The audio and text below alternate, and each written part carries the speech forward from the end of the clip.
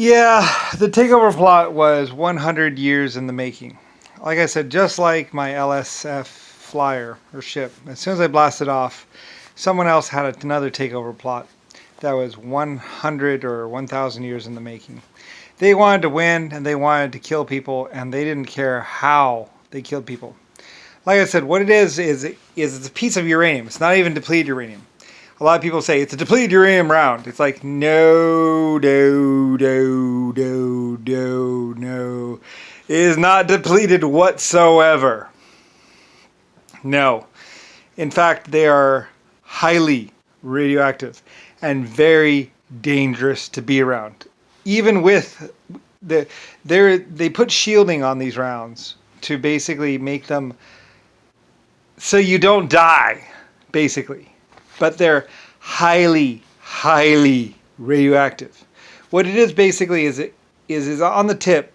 And that's why they have that little white thing on the tip. That's basically so it doesn't kill you right away. And then the metal shielding actually shields 90% of the radioactive material that's coming out of the off the rod. The rounds, I believe, are hot to the touch. Anyway, though, as soon as you hit the back, it's basically like a metal fuse. We used to call them metal fuses, basically, where as soon as you tap the back with an explosive, boom, and basically what it is, it's a solid piece of steel about yay big. It's just a cylinder. People will tell you about this. It's just a cylinder, a big long cylinder, and then inside is a nuclear rod, basically. So basically. And Rodney was like, I'm a nuclear rod. I'm like a nuclear rod. Anyway, Rodney, when he was like 20, was really gung-ho about this stuff. It's crazy. Anyway, though, but it taps the back, boom, and it sends the shell going forward. And basically, the fuse burns pretty much, or it starts the nuclear reaction, basically. And pretty much, it's like a two-part explosive or something. Basically, as soon as it touches, it's starting the nuclear reaction, basically, and it heats up the shell until it's really hot. Now, anyway, it's really complicated, but basically the uranium rod will be glowing like white hot, and basically the outside rod just keeps it pretty much in shape. Anyway, very dangerous ammo, and then it will cut through almost any steel like a hot knife through butter. Anyway, for those people who don't care how they win or which way they win or whatever, it's one way to deal with stuff, because basically there aren't that many defenses. Even explosive reactive armor can't really do much to stop these rounds, basically.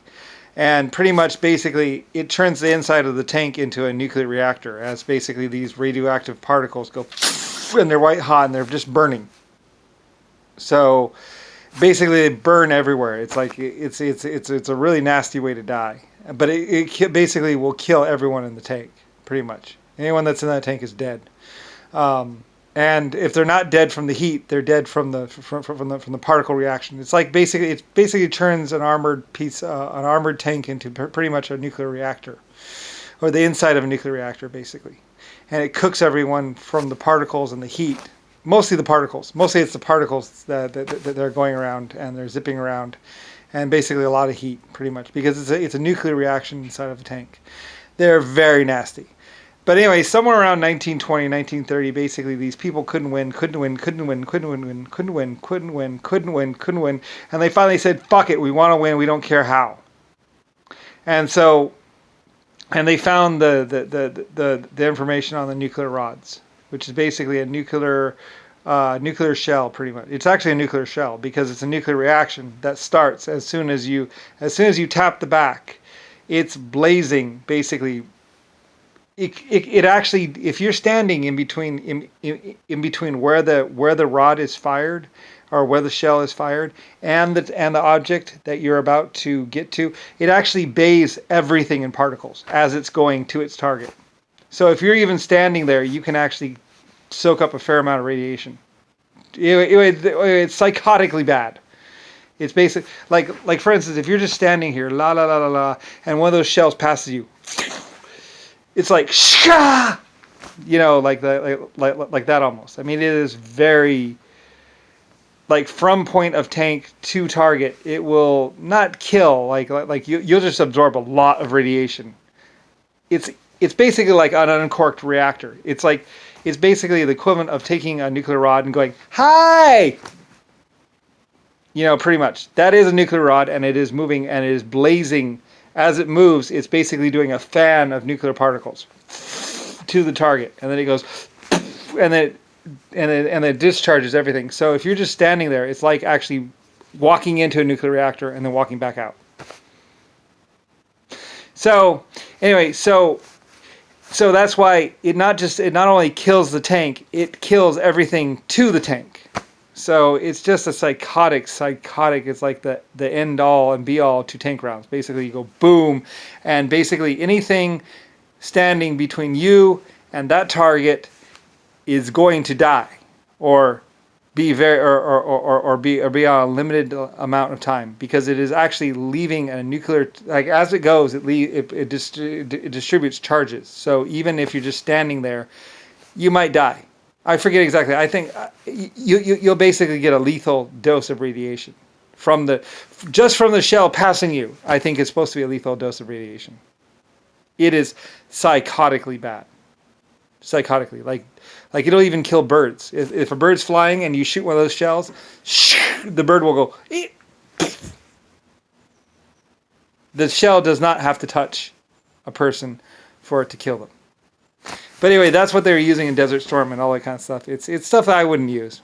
It's basically if you're really that desperate and you really just don't give a fuck about your military people or bystanders or the person you're going to kill, and you basically want to kill them no matter what. That's how you do it.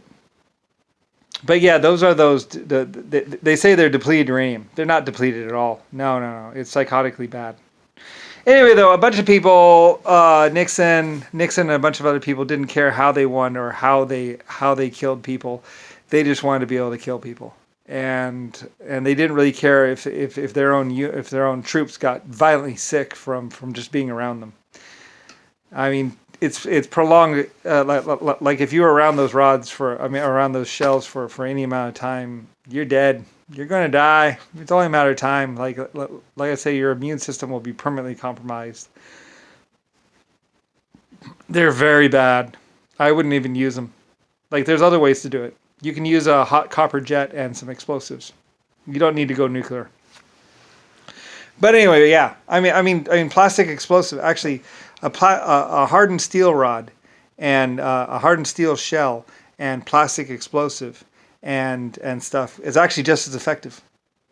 But anyway, but Nixon didn't really give a fuck, so it didn't really matter. I use just as lethal and just as dangerous normal rounds, but I don't have like the blazing hot. Like I'm serious. Like if you're standing right here and the tank's right here and it fires, you'll die probably just from the shell passing you if you're within a certain distance. And then it kills its target. It's basically psychotically bad.